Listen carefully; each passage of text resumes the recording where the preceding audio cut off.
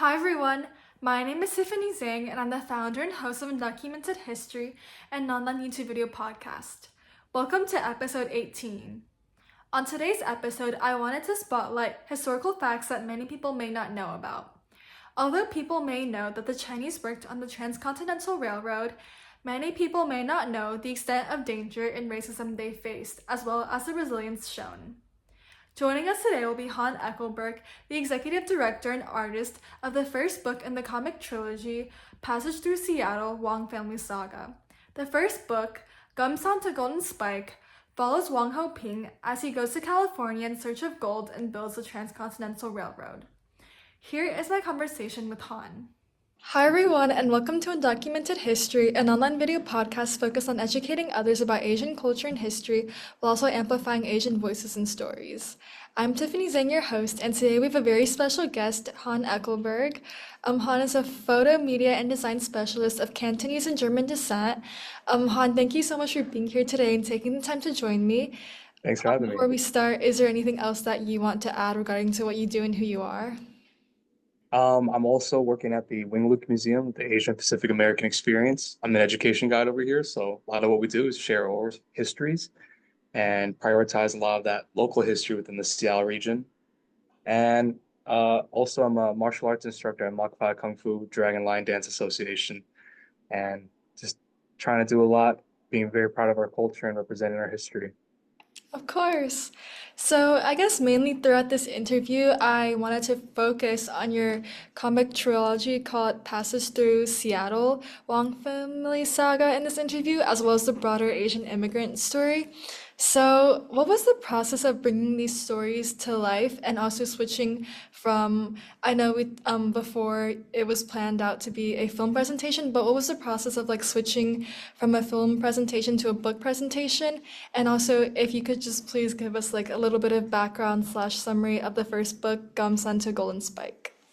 Yeah, for sure. So, kind of how Gumsam Golden Spike came to be was because a lot of college students at the University of Washington um, who are part of American ethnic studies. So, our priorities are in like Asian American, Chicanx, African American studies.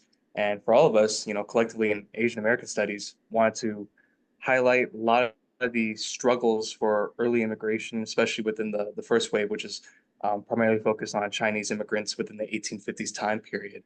And connecting a lot of our students' histories as well as my own personal family history in it. We tied together kind of this comic novella based on real world events that follows the family of Wang Ho-ping um, and the Wang family through like different circumstances, different push and pull theories coming over to America, and a lot of the racism that they kind of experienced during this time period. And yeah, as you mentioned, like this transition between film to book, it was not easy. Definitely because like a lot of the dialogue is written for film purposes. But when you imagine that into a comic, there's just a lot of nuances that you have to really capture or really dial in to make sure it's captured thoroughly within a comic book. And sending that to artists, even more storyboarding is needed to plan out the entirety of the book. This all happened because of the pandemic, because people had to be socially distant. So that's why we had to do that 180 into a comic novella from a film. But I think we as students handled that very well, and we took that challenge, and I think we executed, very nicely. hmm hmm Yeah, for sure. And then just kind of going on about Gumsun to Golden Spike, I know you talked about the main character Wang Ho Ping and kind of his transition to America, I guess. And I assume that like a challenge of your main character would be facing homesickness and feelings of loneliness. So how does like Wang Ho Ping's experience with these feelings represent a common struggle for most immigrants during the time? Yeah, if you can imagine, if you're a newer immigrant, especially coming into America, or a lot of the policies, you're immediately not welcomed. We were talking about like the 1882 Chinese Exclusion Act. Of course, this takes place after, the 1850s, but that sentiment is all there, that anti-Asian sentiment, that belief that suddenly Asians are taking jobs away from true Americans, when in fact a lot of the jobs that we were granted was seen as feminine work or feminine care, which would have been restaurant work, laundromats, houseboys, you name it, things that seemed of a more of service. Um, not to mention with all the hate crimes and racism that's going on in between these different time periods, that loneliness is very real.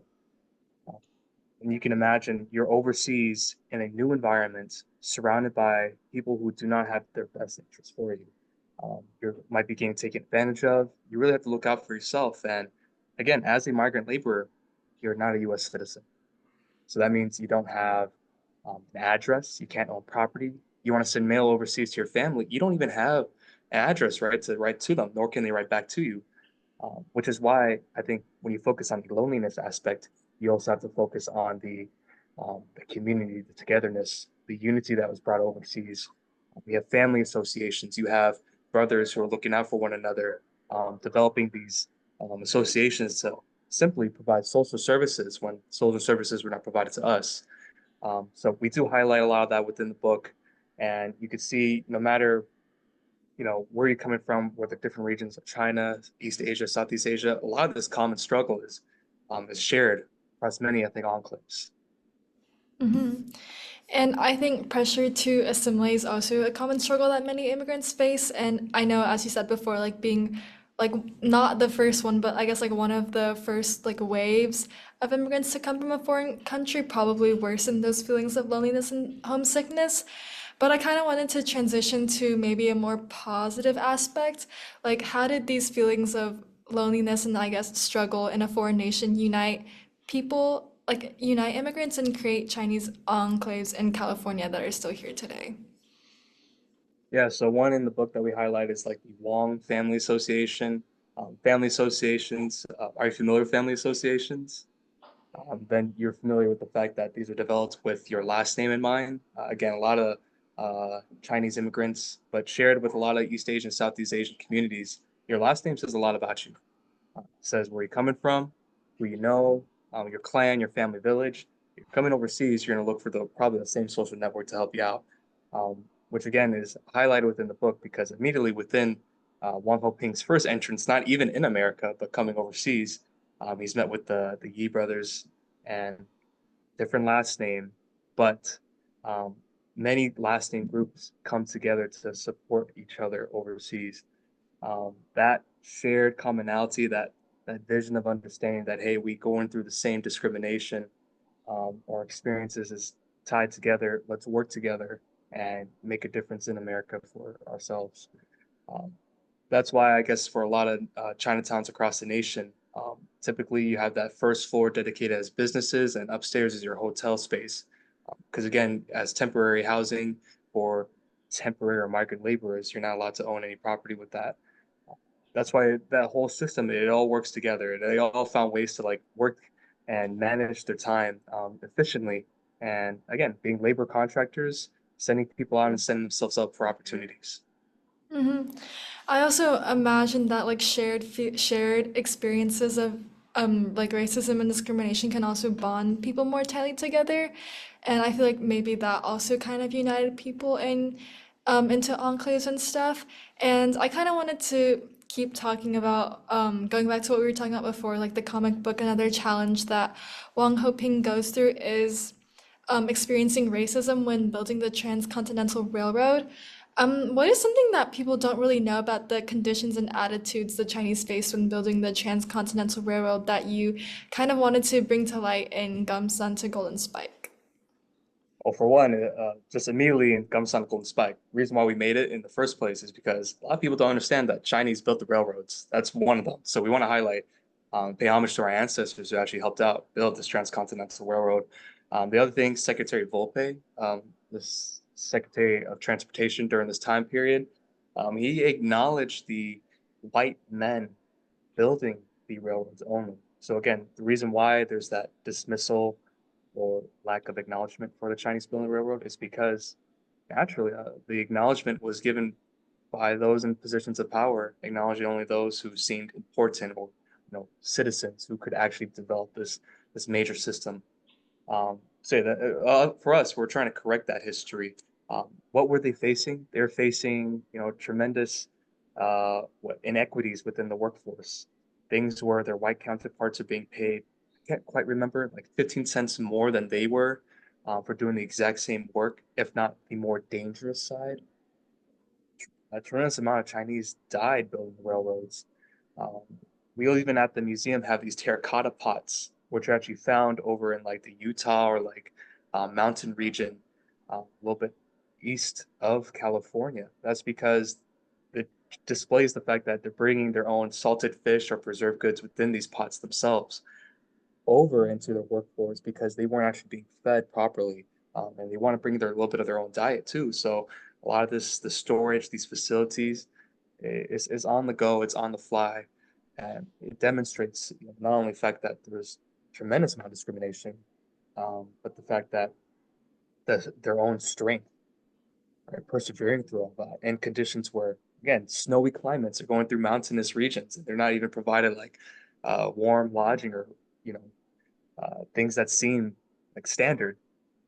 It's really just saddening, disheartening to see that. But we hope that with this comic book, we shed light to that and bring a lot of the stories to the forefront. Hmm. And then what was to you like the most surprising thing that you came across when researching like Chinese laborers' role in building the Transcontinental Railroad? Oh, I mean, it's gonna get like it's just sad, it's all very sad history. But it's our history, and it's so important to share that. We alluded to this in the book, but there's a quote from Marlon Haum's poems, "Songs from Gold Mountain," and it talks about just men writing these poems and their experiences within America.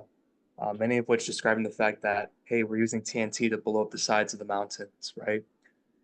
Very dangerous work. And it would be the Chinese men tasked with this dangerous work, horses and themselves being blown because of this debris or this explosions, and it'd be the Chinese men forced to clean up the mess, which to me is just so disrespectful, so shocking to the fact that these white overseers conducting this type of business, which again, if you look towards American history, this is unfortunately not common, um, but again, still very shocking and very sad to see. But that's why I find it so important to share these stories. Hmm.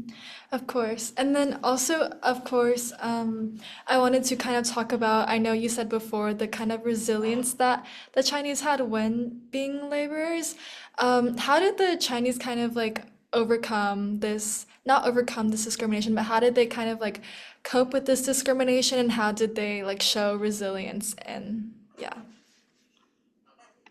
It's an interesting question because there's many ways to be resilient, and we focus on three different unique stories within the comic novella. One of which, with Wang Hoping, right? He's kind of the idealized success. He successfully found gold in Gamsan in San Francisco, which it's like super rare. But that was the main vision for a lot of pull into America at first. Um, so his resiliency um, kind of is more shaped by the next generation, his son Wang Xingdan. So the fact that he's able to use the networks he had initially when coming overseas to America at first, to be able to kind of provide these lessons in the way that you have to look out for one another. His resiliency is then dependent on the fact that this Wang Xingdan take part in his values and share that same similar vision. So that one's more like a two-way road. The other one with the Yi family, you have Yi Duckhua and Yi Duckmin. Duckmin, he's the older brother of Yi Duckhua. He's kind of like, you know, actually experiencing the consequences of being in America, being captured, finding gold, facing these unlawful ordinances like sidewalk ordinance, where, if you have any of those holes that go on your shoulders and carrying buckets, you're blocking the sidewalk. There's actually a law against the Chinese for doing that. All these unfair and just laws pinned against him, and yet he finds ways to work in a kitchen. He finds solace in his brother, who provides this layer of hope. But I won't spoil anything further than that. Then you have Yi Duckhua, who sees hope or resiliency in his brother. Again, memories of his family, memories of what brought him here in the first place, or what he misses back at home. Again, like it's different to really capture what resiliency can mean, because resiliency can also just mean like, hey, I'm just as much belong in America as anyone else. I'm established and stay here in America despite what all these sentiment might be. But I'd say those are some of the major themes within the book itself. And it's hard to capture those things, but again, I think it's so relatable at the same time. How do the themes of which Wang Hoping navigate life in America highlight broader themes of immigrant labor, not necessarily like Chinese immigrant labor or like Asia, Southeast Asia labor, but just like immigrant labor in general? Yeah, I mean, I think when we look towards the book, it might seem like, oh, this is history. Now, this is very current. This is not unique to the fact that a lot of these immigrant practices, especially within the labor focus, still goes on to this day. This face of taking advantage of cheap, as well as making sure there's no unions to really speak up or fight against this injustice. I mean, just like for example, right? Like the 1931 Alien Land Law Act for Japanese, right? That targeted the Issei, um, much of which were farmers. And I know this with our local history, within the Northwest coast, or using what they brought overseas from Japan over to America. 1931 Land Law Act basically said, hey, if you're not American, you can't own property. You can imagine, much of these immigrant laborers, suddenly their land gets taken away, right? Not to mention, you have incarceration during World War II. So basically a blatant removal of Japanese law on the West Coast.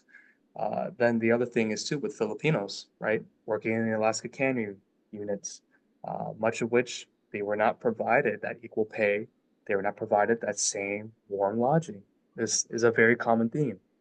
And I think we can relate that too to a lot of like within the garment industry, um, within a lot of the tech industry. It might not be in America, but we are a direct um, aspect of these ongoing like discrimination. So it's all intertwined, and I think once we realize the fact that so much of our own lived experience has so much overlap, we're not all that different, and we really have to fight and really stand up for one another. Hmm. Yeah, that phrase, history repeats itself, I feel like it really goes along with what you were saying about immigrant labor even happening today. Like, people might think that like, oh, the Transcontinental Railroad and the Chinese laborers, like that happened so long ago. Like, why does it matter? Like, it matters because it's still happening today, and it's important to recognize that this is like still an ongoing thing. And kind of speaking of like history repeating itself, I know you have a project titled, or at least on your website, it's titled Yellow Terror. And basically, the project is Mm. like depicting caricatures of Asian American characters in media. And I know you had like on like one side, it was like the caricature, and then on the right side, it was kind of like a reimagined version of the character. So I guess like how have stories about Asian American characters in the media changed over time? Oh, I mean, yeah, referencing that project, Yellow Terror, that was back at UW, and as I recall it, you're asking how did ch like Asian characters kind of Change change in over the, time? yeah, in the Yeah, media over time. you can see in the media, like my direct project calls out the fact that there really isn't that much change, sadly. Still playing a lot of these different caricatures. Let me actually pull this up. Yeah, one of them was Dr. Fu Manchu, which is like the mythical Chinese warlord, right? Evil has that Fu Manchu, the famous stereotype of that mustache, right?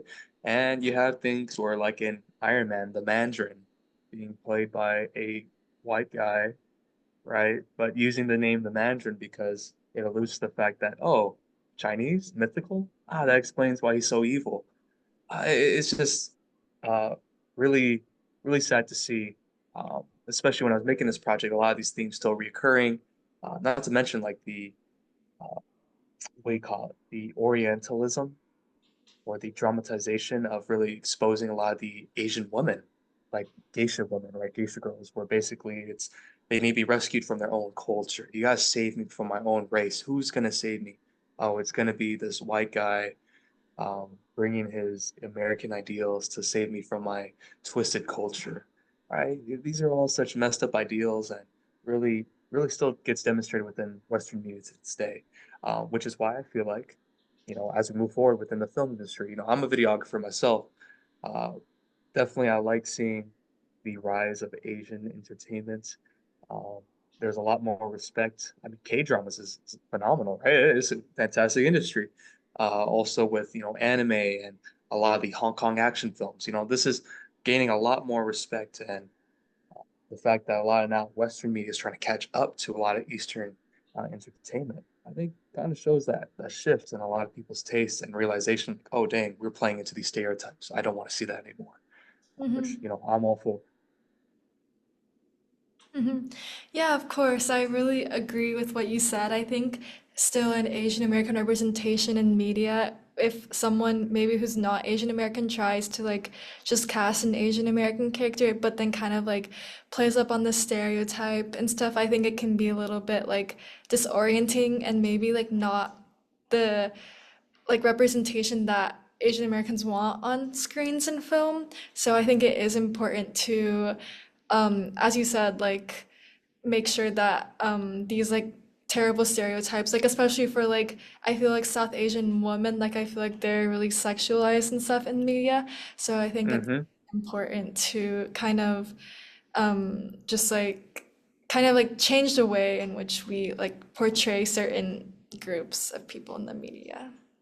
Definitely. Imagine that's just how you see yourself, right? You're growing up as a kid. Oh, that's my culture being represented. Ah, that's how others see me. I'm actually not being represented. That's a huge mental twist to actually understand, like the fact that that is me versus I'm not being seen. Which again, at such a young age, and even as adults, right? I mean, I work with tours. I get a lot of this oral history and chat, along with my tours. The fact that they don't even realize it themselves. So identity is so important. And when you have like a white guy playing like an Asian man, right, in yellowface essentially, which is also same with blackface and a lot of other faces within this twisted media industry, it's terrible. And like you talk about the sexualization, I mean, just imagine the message we're sending out, especially to Asian Americans who are digesting this and then understanding like, wow, this is my behavior. This is how I'm expected to act. It's terrible, which is why we got break that cycle, which is why we have so many, the college comic novella and movies we're producing. That's what it was also, in essence, trying to break down as well. Hmm. Yeah, sometimes I think that if you see yourself in a certain way in the media, you might like unconsciously like emulate that kind of behavior. I don't know if Mm. it's like, yeah, which is also obviously like problematic. So it doesn't like media doesn't affect like the person watching it, but also, yeah, just like everyone's perception of you as well, unconsciously or consciously. And then Real talk.